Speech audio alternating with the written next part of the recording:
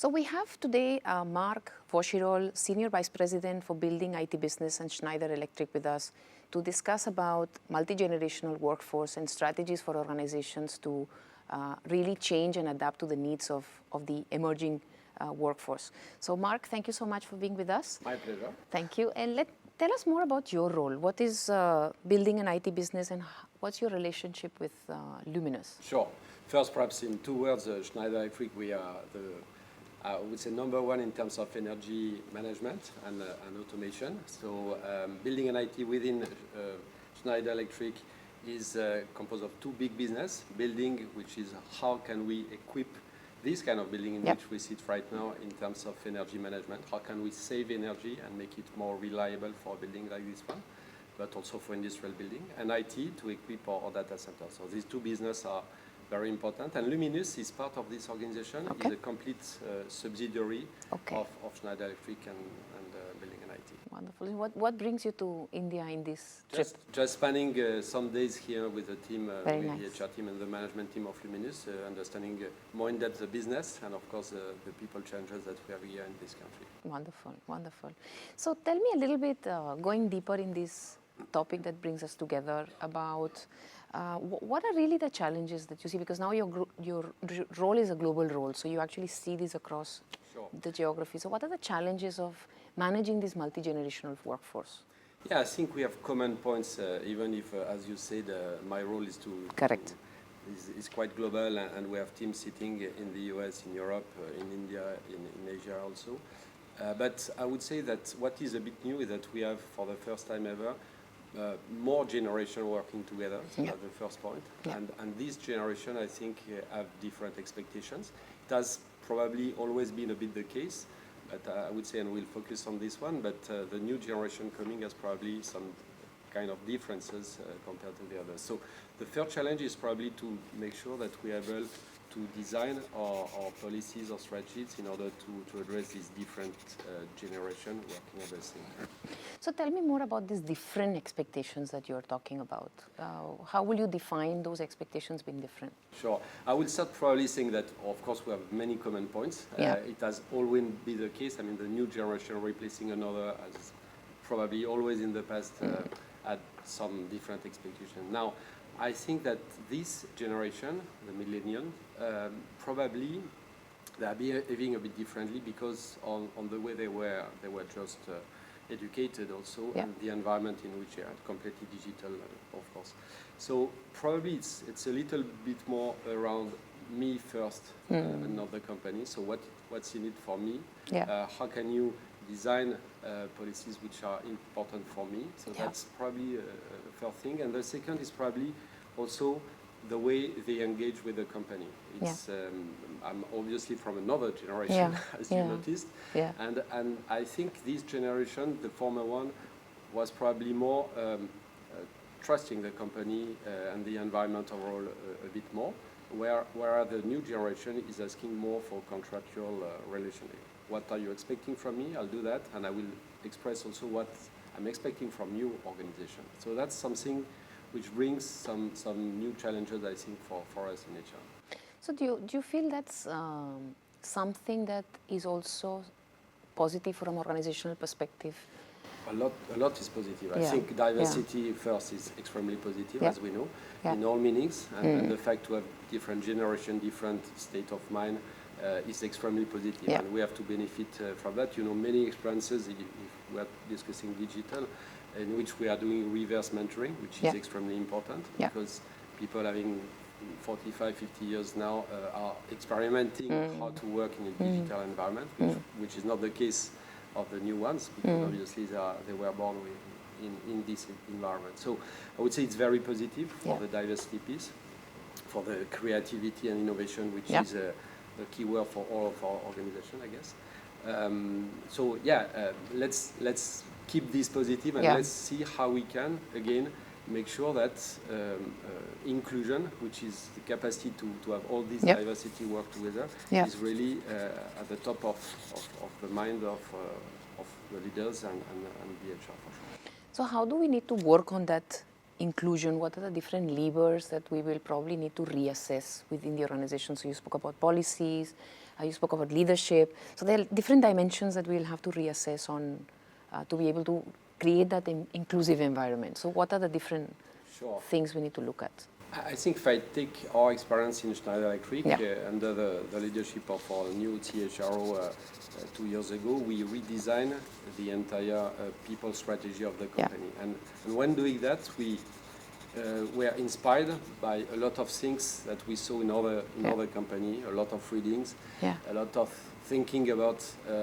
this challenge that we have to have many generations working together. So to your question, I think what we did, for example, we designed a strategy in 6 pillars, and each of them is supposed to bring customization, if I can say, to the different target population that we have. I think when dealing with millennials in our organization, we have to be more segmented in a way. We have to be sure that one size doesn't fit all at the end of the day. And to favor inclusion, which was your question. I think at the same time we have to have a lot of common policies which are very clear, a few of them, but also many customization which can happen on the field, I would say. So tell us more about these 6 pillars. Sure. First one is high performance. We want to really shift a bit the company toward more performance, meaning that it's fun to be better than competition, and that's more or less how I could summarize it. And so we want to create even more, because we have always the risk as a big organization of becoming a bit slow and a bit less close to the performance and to the customer. So high performance is the first one. Leadership, of course, is very important for us. So we have many initiatives in terms of preparation of our leaders, in terms of education exposure. So I don't go into detail, but that's the second big pillar for us. Learning, it's very important. We want to, as an innovative company and a tech company, we want really to put learning again back at the center of what is important for us. We want to make sure that each and every employee in this company understand that it's his or her really responsibility to develop himself or herself. So that's, again, a lot of initiative, including global learning days and a push for digital here. Diversity and inclusion, we're discussing it. Extremely important. It's not only the point to be diverse, because as a company, Schneider Electric, we has proven, I think, that we have been able to gather a lot of nationalities. We are very local, at the same time very global. But inclusion is key now. We have to reach a level in which we are beneficiating at the maximum of this diversity that we created. And of course, we have also a challenge in terms of gender diversity in more tech company, as many of our competitors. Well-being is an initiative that we launched, and again, it's quite linked with our topic, because we had the real feeling that if we don't embed well-being as one of our 6 people transformation, we were missing something. And here we had an interesting way to design our policy, which was a bit more bottom-up, I would say, asking the entire company to express around some key I would say pillars that we define, and we spent also last year in 2016 a lot of time to train and educate our leader on what is it to manage our energy as a person and what is it to manage the energy of the team. So well-being extremely important for us. You cover high performance, leadership, learning, diversity and inclusion, well-being. What's the 6th pillar for Schneider? 6th pillar is obviously talent. It's in my mind, of course, because that's my first priority for this year. So the idea is how can we first identify and develop better our talent for the company, or potential for the company. I think we had a good experience in the past of that, having a lot of our leaders today be trained and developed in the company.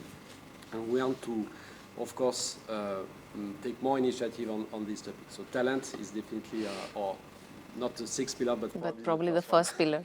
So tell me, it's interesting because when I'm looking at those words, they all kind of interconnect with each other. So leadership and talent interconnects. Then high performance is an output. So how did these words come together? Because I don't see a commonality on those words. Some of it is interconnected, some of them are not.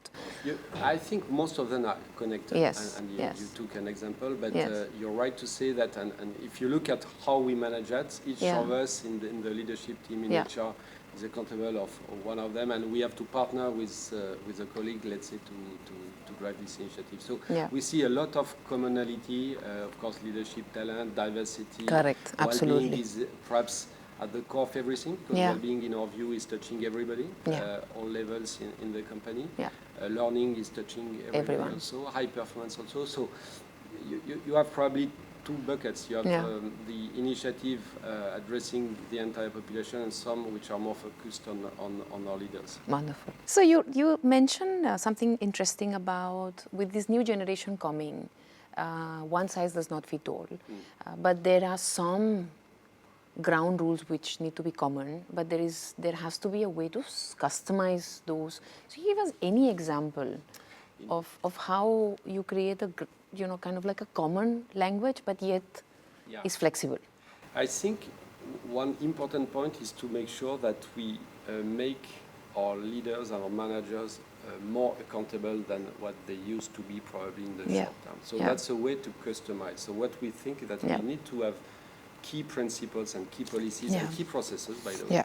For example, we just ran the salary campaign, which is an important event in a company like ours. For the first time this year, we have been able, in one system, in one tool, on a simple way, to manage the campaign for more than 100,000 people, and in 3 weeks. So we are now used to have these kind of global processes. Now, to your point, the customization for us can come only if the managers are empowered. So if they are able to understand clearly the transformation that we want to lead, and then, of course, manage this transformation locally. So, of course, I can take many examples, but the idea is that you shouldn't design completely the entire policies, because we are such a diverse company, it's not feasible. And we want, again, to give more energy locally and to our people. So how do you empower managers? Because you're saying that there has to be a change management in that segment itself. So can you give us I know it's difficult to say, okay, these are the 3 things to do, because probably it's not 3 things, it's probably 300 things. But what is it, what really makes that shift on manager empowerment? I think it's a lot around first. We spend perhaps 1 year, so it's a bit long, but 1 year to explain in detail the people transformation and why these people transformation are so important for the business. And it's not only a couple of slides that you just throw and wait people to understand. You have to go to them to explain one by one almost why it's so important. And I think that the first stage and step that we often miss when doing a transformation. So another example, just to illustrate what we are trying to do. We used to be in a system in which HR would control a lot of things. You control whatever. We are talking salary increase, for example. We have bonus outputs and all that. So here we took the bet to explain again to our leaders the philosophy and the policy, to give guidelines, to control, to give a lot of data, which is again a topic that we haven't touched, but data management is extremely important now. And to empower them. So you take a risk that the campaign, if it's a reward campaign, can be managed badly, in brackets, but you empower them. So that's an example that we took recently, saying HR people, if you don't have an added value which is very visible in the process, just skip out of this process. You have to bring something which is important and not to control the leaders which are supposed to do that. So tell me more about, so there are a couple of questions that come as I'm hearing you. So one is you're saying that empowering the manager means HR role also changing, saying that I will not own the output is owned by you, but my role will be to provide data, to provide guideline support. So tell me more about that role of HR in a world where the manager is actually the one who has to be empowered. It's a good question. We have also a very important initiative around this people transformation, or people strategy, which is to educate and train our HR population which is key for us. We have roughly 1,000 HR in the company. And what we did is that we have different levels, obviously, but we expose some of them externally quite on a structured way by kind of learning expeditions, so that they would spend time with other companies to understand what is around. And then we are on our way, as we speak, almost to redefine the role of an HR business partner. Of course, it's quite simple. We are here to support the business and to be part of the business, in fact, by designing the strategies that are important for the development of our company. And we are kind of removing some tasks and restating the roles and responsibilities. So redefinition, training of our HR business partner is really important. And we have a complete curriculum that we redesign and that we are developing right now. So that's an important part. So how do you envision the KRA or a goal setting or a goal mandate for an HR professional in 2020? What will that look like? Well, first, it's difficult to say because in our organization, I could have explained that before, but we have a model in 3 pillars, which is not very original. We have the shared service centers, we have the HR business partner, and we have kind of center of excellence or specialists, right? That's right. So depending on where you are, first, your mandate is quite different. And we expect expertise and really high-level competency and speciality for center of excellence. We expect kind of service and customer orientation, which is probably something that we have to develop in our company, in our shared service centers. And we expect deeper knowledge of the business and deeper knowledge of how it is to manage an entire organization, change management, and all this topic for a business partner. Correct. So, really high level, it could be the kind of objective that we could give ourselves. Understood. So I think we are talking a bit more the HR business partner in our previous discussion. I think here, one experience right now is to educate them again on the business so that they would contribute even more to the future. Is there a way to educate somebody on a business unless you actually push them to run a business? Can I teach you how to cook without actually giving you a pan and we have some good experience of business leaders becoming HR. By the way, our CHRO is a good example of this move. That's because he was, as you probably know, leading our operations in India years ago. That's right. And he led a big business for the company. Yes.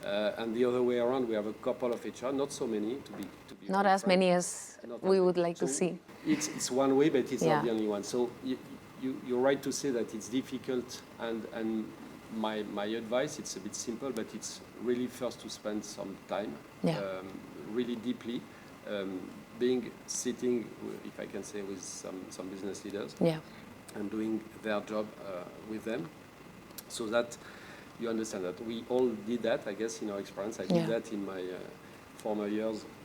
When I was recruiting commercial people, I spent 2 or 3 weeks, with sales guys to understand what it is, etc. So I think we can. What we are trying to do is encourage people to have experience on the field, but also educate them. The business of the company and of all companies, I think, is becoming quite complex in its case in our case. And I think here what we need to do is to make sure that we have a clear and structured curriculum so that we don't anticipate or expect people to understand without having really spending time on education. My last question, and you spoke about learning being one of the 6 pillars in the people transformation practice, and a lot of studies talk about millennials really having a high weightage on organizations that provide learning opportunities. Having said that, my experience is that it's just very challenging for adult learners to actually own, and you spoke about the individual owning his or her learning journey. How have you made that happen? How have you created that environment where the learner is the one who drives the learning agenda? I think we are halfway, first, to be very transparent with you. We don't think we reach this transformation completely, and we have still some work to do here. What we did, first, I think, talking millennials, development is key for them, and perhaps more than for the generation. They are expecting the company two things which, and back to the first question, which perhaps are important. First, to really give them opportunities to develop themselves, and second, to give them more feedback and recognition on spot, which was again not the case for my generation. We're expecting, an annual meeting to have a feedback from our boss. It's not like that today. You have to give a feedback on spot several times a day if needed, etc. So on learning, we are trying to convince the entire company, all generation, that learning is important. And what we try to do is first to explain that each of us, we should have at least 1 day training, all population, all levels, etc. So it seems a bit stupid. The first year, we had difficulty to reach the objective. We were like 80%, where people were saying 1 day is not sufficient, But after 3 years of communicating and promoting, and of course having actions, we are now basically at 95 or more %, which is everybody is having at least 1 day. So that's the first signal that we want to send to the organization. Say, hey, it's important, whether you are on the front side or a leader of a big organization, you should spend at least 1 day. And of course, we want to do more. And of course, depending on your job, it's in some cases more 2 weeks than 1 day. We are kind of halfway. We are pushing more digital learning, which is something difficult because people still like to be to have face-to-face trainings. But I think we are progressing quite okay, and it's a lot of education, a lot of initiative. All what I think our colleagues are doing, promoting learning as a fun activity, mixing that with other initiatives. So all that we are doing, and we are on our way, I would say probably halfway to this objective. Wonderful. Thank you so much, Marc. Thanks for your time. Thank you. Thanks.